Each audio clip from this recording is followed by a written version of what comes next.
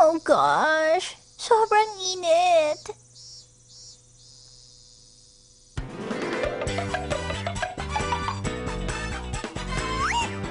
Nasaan na yung fireworks?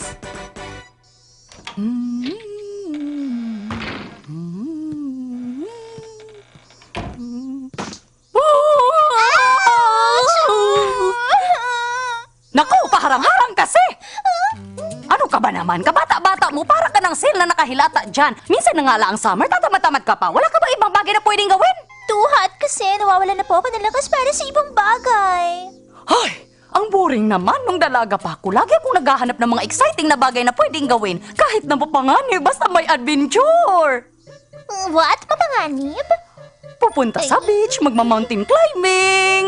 Ay, ang saya. Pakiramdam ko lagi akong young. Ay, Naku naman. Hello, Tachibana Residence. Oh, Yoshioka. si Yoshioka? Okay, sandali lang ha. Mikan? Ay. Hey. Yes, hello? Mikan, kumusta ka na? I'm okay naman. Medyo nangihina lang. Ha? Too hot kasi. Bakit ka tumawag? Gusto ko lang sabihin sa'yo na meron akong ticket sa amusement park. Amusement park? Magkakaroon kasi sila ng fireworks display doon. Wow! Fireworks display? Kaya gusto kong yayain kayong mga kaibigan ko para panoorin yun. Okay, sige. Pupunta ako. Where ba? Saan? What time? Punta Ming. Bakit bigla ka naging Jejemon? Excited lang ako dahil sa fireworks display. Bilang isang Japanese, natural lang na excited ako doon.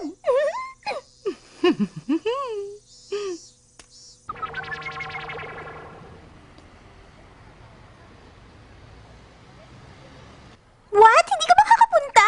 Bad timing nga eh. Mula pa nung hating gabi, sumakit na ang tiyan ko. Why naman? Sorry talaga. Huwag niyo na ako hintayin. Kayo na lang ang pumunta. Yan! Ito na naman! Sige! Ano nangyayari sa'yo, Yoshioka? I'm sorry, hindi daw siya makakapunta. Huh? Bakit? Ano problema? Kasi masakit daw ang tiyan niya. Ganun pa rin siya. Kahit naman yung junior high pa lang, lagi na sumasakit yung tiyan niya. Eh di wala na tayong ticket kung ganun. Oh my gosh, oo nga pala. Naka-Yoshioka yung entrance ticket para sa amusement park. How sad naman. Minsan lang tayo makapanood ng fireworks dahil sa sakit ni Yoshioka na sira ang plan. Paano na yan? Hindi na tayo makakapasok sa amusement park, kaya panoorin na lang natin yung fireworks mula sa ibang lugar. Oo nga, ganun din naman kahit sa labas natin panoorin yun eh. Pero saan naman natin papanoorin yun? Saan na nga ba? Bakit? Anong problema, Mikan? May alam ako magandang place na pwedeng puntahan. Talaga? Tara, punta tayo doon! Akong bahala sa inyo. Makikita natin mula doon yung fireworks. I'm sure maganda yung view doon. Tara na! Ay, malapit na ba tayo doon sa sinasabi mong lugar? 15 minutes na tayong naglalakad. Nakakapagtaka naman. As far as I remember, nandito lang yun eh. Sigurado ka pa talagang alam mo kung saan tayo dapat pumunta? Parang deja vu lang. Sa pagkakaalala ko, may nangyari ng ganito dati. Nung junior high, napag-usapan na natin mag-flower viewing pagkatapos ng klase. Malapit na ba tayo doon sa sinasabi mong Sakura Road? 15 minutes na kasi tayong naglalakad eh. Nakakapagtaka naman. As far as I know, dito lang yun eh. Dito na nga! Andun yung cigarette store, oh! Pagliko natin sa kanto, doon na yun! Sementeryo yan eh. Bakit ganon? Kinda weird. Ibang cigarette store kaya yung napuntahan ko dati. Oo nga, tama. May nangyari ng ganito dati. O di ba? Si Mikan talaga hanggang ngayon hindi pa rin nagbabago. We're almost there! Sa banda doon! Di ba sa dulo ng daan may isang maliit na bundok? Naalala niyo pa ba yun? Meron ba doon? Oo, parang meron nga dun.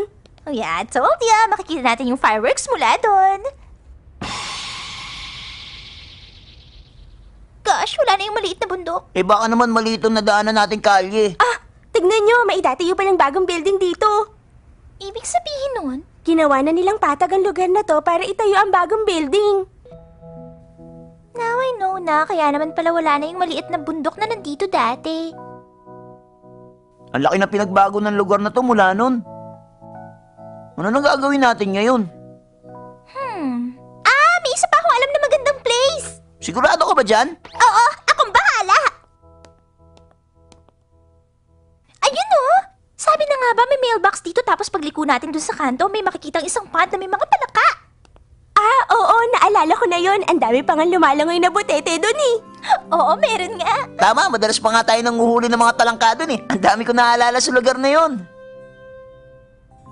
Huh? Wala na, parking lot na. Yung pond, wala na rin pala dito ngayon. Yung mga talangka, wala na rin. Nakakalungkot. Ay. Basta nasa harap na nito yung place na sinasabi ko. Tara na! Tara! Sana naman may makikita pa dun. Malapit na ba yun? Dapat talaga malapit na tayo dun eh. Magsisimula na yung fireworks display eh. I think malapit na tayo dun. Iba na kasi ang itsura ng lugar kaya hindi na ako sanay. Ouch! Naku, Mikan, okay ka lang ba? Ayun oh! Nakita ko na mula dun sa hagdan ng building na yon. Makakakuha tayo ng magandang view. Sa wakas, nahanap din natin. Oo nga, buti naman. Tara na, bilis! Ano ba kayo? Wait lang! Huh? Dapat bumili muna tayo ng food. Maabutan mo natin yung fireworks. Pero sige, bili tayo ng maiinom. Okay din yun. Of course naman, malaki na kasi tayo ngayon kaya pwede na tayong mag-inuman. Iinom na din natin si Yoshioka dahil hindi natin siya kasama ngayon. Parang kasama na rin natin siya kung gano'n.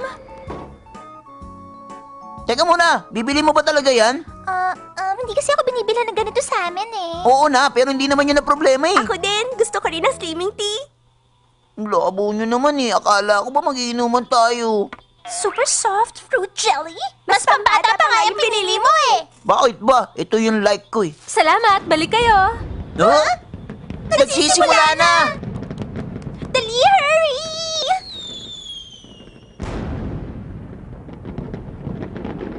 Di naman eh. Sabi mo maganda yung view dito. Weird. Dati pa bang may building doon? Bukod pa doon, sobrang dami ng mga tao dito. Sorry, di ko alam na ganito eh. Wow. May tinayo ulit na mataas na building dito.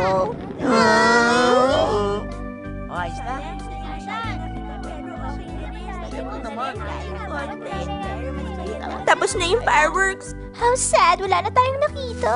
Para gumana ang loob natin, mag-cheers muna tayo sandali. Oo nga. Cheers! Next year, planuhin natin to ng mas maayos. Oo nga, Kasama na natin si Yoshioka. oo nga. Buti pinaalala mo. Huh? Huh? It's amazing. Oo nga. Ngayon lang lumabas yung finale. Ang ganda!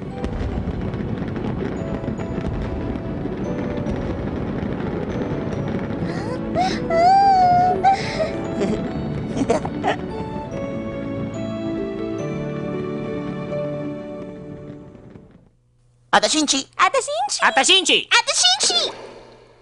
Ata Shinchi! Yoso, hanggang anong oras mo babalak matulog? Bumangon ka na't mag-agahan. Gusto ko pa pong matulog. Bakasyon naman eh.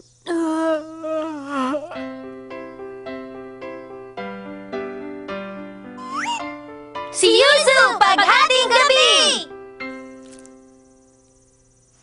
Good morning. Good morning.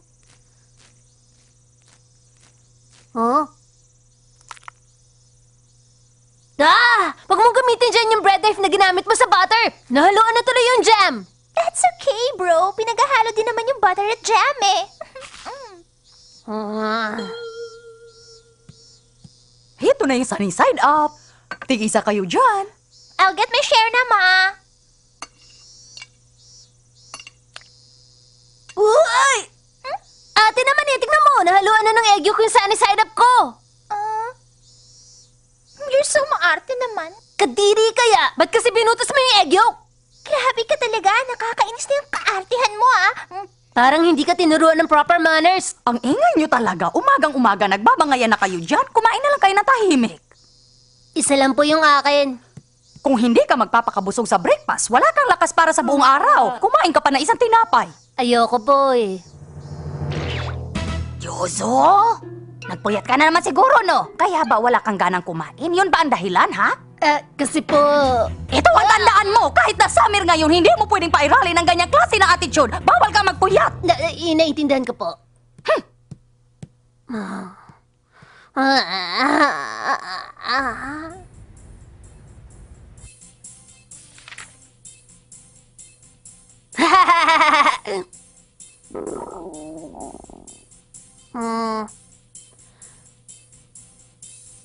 Nagugutom ako.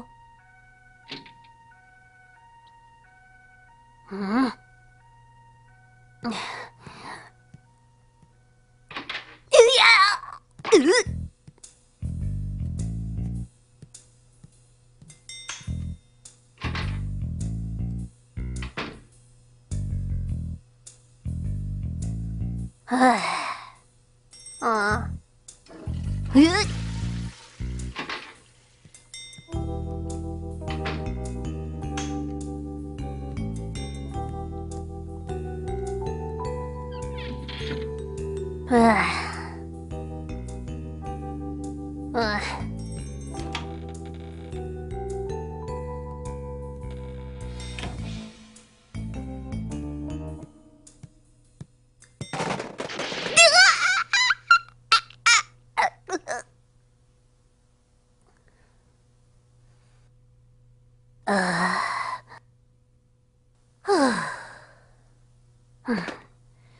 Kanino ba kasi to at dito pa nilagay? Kaya ate, hindi talaga siya marunong magligpit.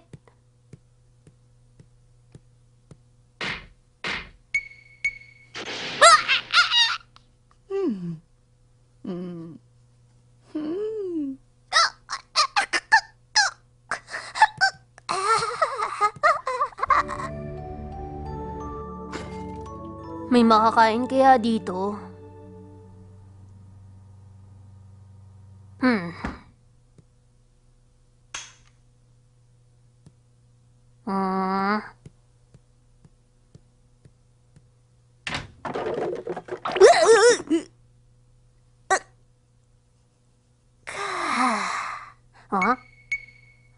Miswa!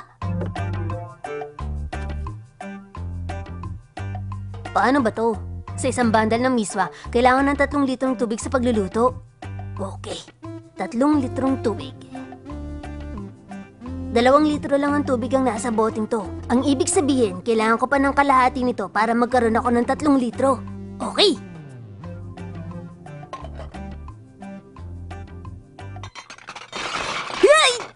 Anong ginagawa mo dyan? Alam mo ba kung anong oras na ngayon? Hindi pwede kumain pag midnight! Huwag mag-ingay. Huwag mag-ingay. Okay, kumukulo na yung 3 litrong tubig.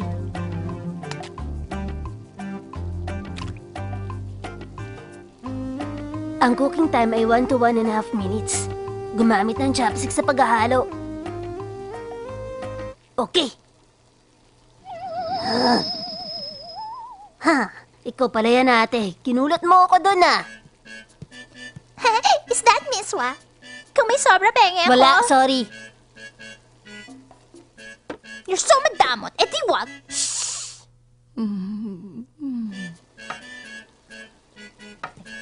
You're so arte. Maglalagay ka pa ng onion leeks? Kung may sobra dyan, penge ko ha. Ang ingay mo. Hinaan mo nga yung boses mo. Pag nagising si mama, siguradong lagot tayo. Damot. Anong ginagawa mo? Bakit naman nilagay mo dyan? Hindi na sabay-sabay ang pagkakaluto niyan ngayon. That's okay, no? Eh ano naman kung ganon? Kahit ano okay lang sa akin, hindi naman ako pishikan. Ingat na ingat pa naman ako dyan. You're so OA, ha?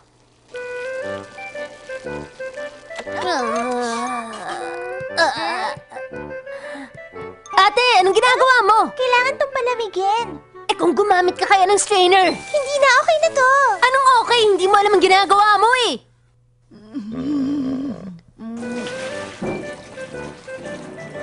Naman, may nahuhulog na tuloy. Hindi ka kasi gumamit ng strainer. Okay lang, konti lang naman eh. Pero sayang naman yung nahulog. Pag-iwaiwalayin mo muna. Okay na yan, hindi na kailangan yun, no? Ikaw talaga ate, anong hindi na kailangan? Ang hirap kaya kainin yung pag ganon. Done! Okay na to! Ate, nakikinig ka ba?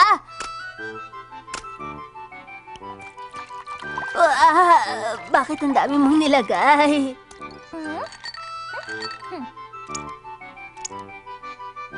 I'll eat na!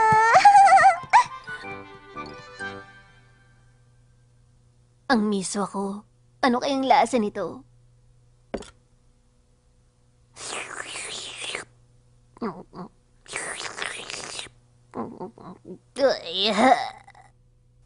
May noodles na malata at meron ding matigas pa. Makakain ko pa kaya to? Yozo?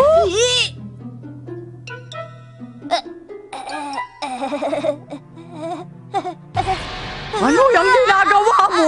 wala po. Anong wala? Tingnan mo nga yan. Kasi po, Hindi mo ba alam kung anong oras na? Hating gabi na tapos kumakain ka pa dito at nagkalat ka pa. Ikaw talagang bata kang tigas ng ulo mo. Huwag mo nang linisin yan. Matulog ka na. opo!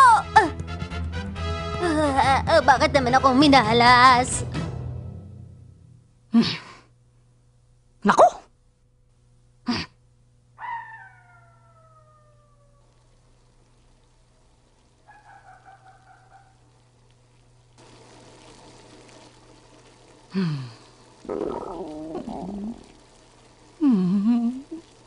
Ate Shinchi! Ate Shinchi! Ata Shinchi! Shinchi! Shinchi! Mag-drawing tayo ng sabay-sabay mamaya. Ihanda niyo ang papel at lapis niyo at babalik kami. Handa na ba kayong lahat? Okay, mag-drawing na tayo. Gusto ko ang prince ko, matangkad at malakas. At gusto ko tahimik din siya. Kung may makikilala kayong ganong lalaki, mapapangiti niya talaga ako. Pag spring, magkasama kami nga akyat ng bundok.